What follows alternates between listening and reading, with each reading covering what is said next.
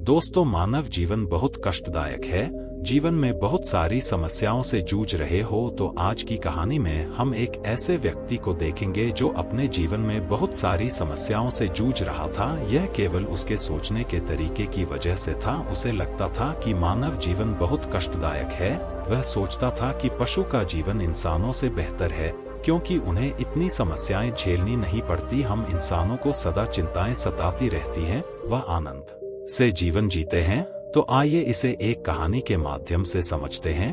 बहुत समय पहले की बात है। एक निर्धन ब्राह्मण था। वह दिन भर गांव-गांव भटक कर जो कुछ भिक्षाटन कर लाता उसी से उसका और उसके परिवार का गुजर बसर होता था। परिवार में मात्र पति पत्नी और पुत्र थे, परंतु कभी कभी भिक्षा मिलती तो कभी नहीं, जिससे किसी प्रकार पेट भरता। वे कभी पूरब के गांव में भिक्षा करने जाते, कभी पश्चिम के गांव में, कभी उत्तर जाते, कभी दक्षिण। यही उनका काम था। बेटा बड़ा हो रहा था, उसकी शिक्षा शुरू होनी थी। उससे पहले यज्ञ पवित्र करना जरूरी था, लेकिन यज्ञोपवीत का खर्च कैसे जुटाया जाएगा और 7 ब्राह्मणों का भोजन किस प्रकार संभव होगा। ब्राह्मण जब सुबह सुबह पूजा पाठ कर भिक्षा को निकलते तब ब्राह्मणी रोज बालक के यज्ञ के बारे में याद दिलाती। एक दिन ब्राह्मण ने उसकी पत्नी से कहा कि ऐसे नहीं चलेगा, मुझे इंतजाम के लिए नगर की ओर जाना पड़ेगा। उसकी पत्नी ने उसे एक भिक्षा पात्र का ठेला बांध दिया और विदा किया। वह ब्राह्मण काफी सीधा और भोला था। ब्राह्मण अनजान रास्ते पर चलते चलते थक गया था और शाम भी हो गई थी।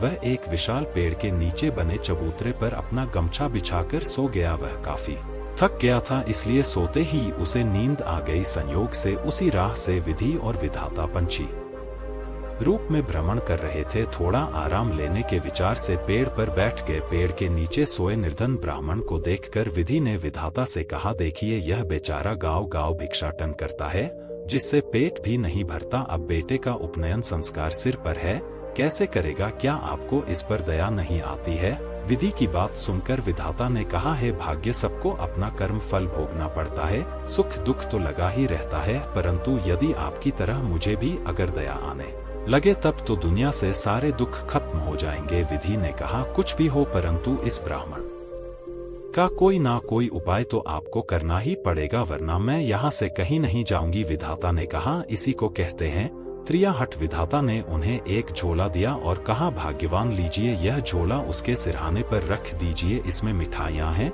और इसी से उसका दुख दूर हो जाएगा। विधि ने वह झोला ब्राह्मण के सिरहाने रख दिया और उड़कर चले गए। जब ब्राह्मण की नींद खुली वह झोला देख चकित हुआ। झोले के अंदर हाथ डाला तो खुशी का ठिकाना ना रहा। उस झोले के अंदर भांति भांति की मिठाइयाँ थी। ब्राह्मण बहुत भूखा था, उसने पेट भरकर खाया। खाने के बाद भी झोला भरा का भरा था। उसने सोचा कि जब यह जादुई झोला मिल ही गया है तो अब शहर क्या जाना। वह लौट पड़ा अपने गांव की ओर। लौटते वक्त शाम हो गई थी। तब ब्राह्मण को एक हलवाई की दुकान दिखी। उसने चचा कि वह आज रात तो रुक जाएगा। हलवाई ब्राह्मण को पहचानता था। वह पहले भी भिक्षा करने आता था, परंतु आज उसने भीख नहीं, मात्र रात गुजारने को रहने की जगह भर मांगी। ब्राह्मण वह पर ठहर गया। ब्राह्मण की प्रसन्नता देख हलवाई को अचरज हुआ। आखिर क्या कारण है कि सदा दुखी रहने वाला ब्राह्मण आज बहुत सुखी लग रहा है, खाना भी नहीं मांग रहा है। हलवाई की नजर उसके झोले पर पड़ी। रात को जब ब्राह्मण गहरी निद्रा में निमग्न हो गया तब हलवाई उसके पास आया और आहिस्ता से उसका झोला उठा लिया और झोले को लेकर अपनी पत्नी के पास गया और दोनों ने झोले के अंदर देखा तो उसमें से बहुत सारी नायाब मिठाइयाँ थी। दोनों पति पत्नी ने मिलकर सारे बर्तनों में मिठाइयाँ भरकर रख ली और फिर झोला ब्राह्मण के सिरहाने जैसा था उसी तरह रख दिया। सुबह सुबह ब्राह्मण उठा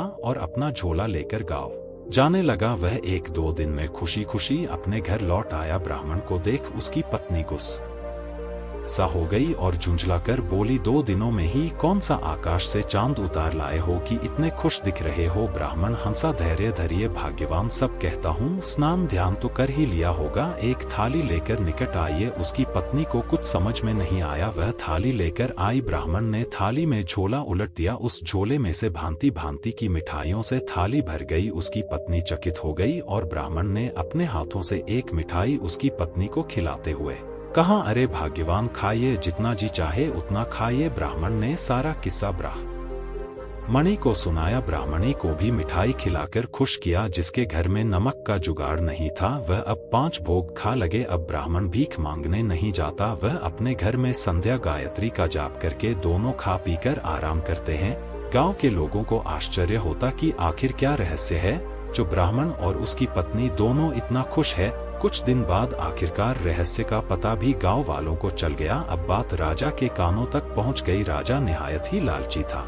उसने ब्राह्मण को अपने महल बुलाया और ब्राह्मण ने राजा को आदर सत्कार से नमन किया। और राजा ने ब्राह्मण को समझाया कि झोला उसके घर पर रहेगा तो चोरी हो जाएगा, इसे तुम मुझे दे दो, बदले में तुम्हें 25 स्वर्ण मुद्राएं दूंगा। ब्राह्मण कुछ समय विचार किया और विवश होकर झोला राजा को दे दिया। राजा के दिए रुपयों से बेटे का उपनयन संस्कार कर दिया। बचे हुए रुपए को दुकानदारों को दे दिए कि उनको राशन पानी देता रहे। कुछ दिनों के बाद वे पैसे खत्म हो गए। अब दुविधा ने फिर घेरा। आखिरकार ब्राह्मण ने निश्चय किया कि वह फिर से गांव-गांव भीख मांगने जाएगा। सुख के बाद मिले दुख अधिक कष्टकारी होते हैं और वह गांव भीख मांगने निकल गया। एक दिन ब्राह्मणी ने ब्राह्मण से कहा कि आप एक बार फिर उसी राह पर जाएं, शायद फिर कोई चमत्कार घट जाए, शायद फिर से हमारे दिन अच्छे आ जाए। ब्राह्मण को भी ब्राह्मणी की बात अच्छी लगी और वह अगले ही दिन फिर से उसी रास्ते पर गया। रात होते होते वह उसी पेड़ के पास पहुंच गया। रात होने पर पेड़ के नीचे गमछा बिछाकर सो गया। विधि और विधाता पूर्ण चिड़िया के रूप में वहां आकर उसी पेड़ पर बैठे। विधि ने विधाता को उलाहना देते हुए कहा, क्या हुआ है विधाता, आपने जो झोला दिया उससे इसका दूर स्थायी रूप से कहाँ दूर हुआ। विधाता ने कहा, वह झोला राजा के पास चला गया। फिर विधि ने विधाता से कहा, कुछ तो राह निकालिए। विधाता ने भी यही सोचा और एक बार फिर एक नया झोला ब्राह्मण के सिरहाने रख दिया और वहां से चले गए। सुबह सुबह ब्राह्मण ने आंखें खोली तो उसने देखा कि वैसा ही एक झोला उसके पास आ गया था। ब्राह्मण ने नया झोला देखा, वह खुश होकर जैसे ही झोले को पलटा कर अंदर देखा कि तभी उसमें से अचानक हाथ पैर निकलकर ब्राह्मण की धुलाई करने लगे। ब्राह्मण चीखने लगा। फिर जैसे तैसे करके झोला सीधा किया कि हाथ पैर उसमें समा गए। ब्राह्मण ने झोला बांधा और उसे लेकर वह हलवाई की दुकान गया। ब्राह्मण के सोते ही हलवाई ने पूरे घर का बर्तन इकट्ठा कर लिया और पति पत्नी ने मिलकर झोला खोल उल्टा कर दिया। उसमें से हाथ पैर निकले और दोनों की धुनाई करने लगे। दोनों चीख मारकर रोने लगे। पूरा मोहल्ला इकट्ठा हो गया। फिर ब्राह्मण वहां आया और कहा कि हलवाई महोदय ने मुझसे 100 रुपए लिए थे, अगर वह दिलवा दे तो हम सब जादू से समेट लेंगे। हलवाई और उसकी पत्नी ने डर कर 100 रुपए ब्राह्मण